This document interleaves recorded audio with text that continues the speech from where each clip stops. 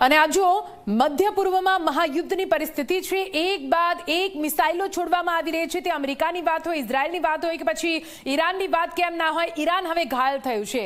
આક્રમક થયેલું ઈરાન એક બાદ એક 9 થી 10 કન્ટ્રીઓને સતત ટાર્ગેટ કરી રહ્યું છે. મિસાઇલો છોડવામાં આવી રહી છે. જો કે અહીં ટેકનોલોજીનો પણ ભરપૂર ઉપયોગ કરવામાં આવી રહ્યો છે. આપ જુઓ, આયરન બીમ, લેઝર કવચ, જેનો પહેલી વાર ઉપયોગ કરવામાં આવી રહ્યો છે. યુદ્ધમાં પહેલી વાર લેઝર હથિયારનો ઉપયોગ થયો છે. લેઝર હથિયારનો ઉપયોગ પહેલીવાર યુદ્ધમાં થયો છે. આપ જુઓ, ઇઝરાયલે લેઝર વેપનનો ઉપયોગ કર્યો છે.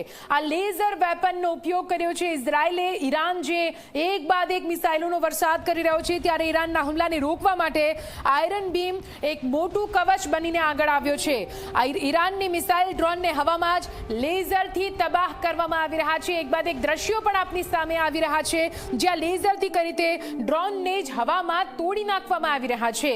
લેઝર બીમનો ઉપયોગ કરવામાં આવી રહ્યો છે અને તેને નામ આપવામાં આવ્યું છે આયરન બીમ. આયરન બીમની રેન્જ છે 7 થી 10 કિલોમીટર અને 7 થી 10 કિલોમીટરમાં આવતા એ તમામ નિશાના જેને નેસ્ત નાબૂદ કરવાની હિંમત આ લેઝર કવચ ધરાવે છે. મિસાઇલ સહિત, રોકેટ સહિત જે પણ હથિયાર તેમની તરફ આવી રહ્યું છે તેને નાકામ કરવા માટે સક્ષમ. ઇઝરાયલમાં 2014માં જોવા મળ્યું હતું આ લેઝર કવચ, જેને આયરન બીમ આપવામાં આવ્યું છે અને ગત વર્ષે જ આયરન બીમને ઓપરેશનલ કરવામાં આવ્યું છે.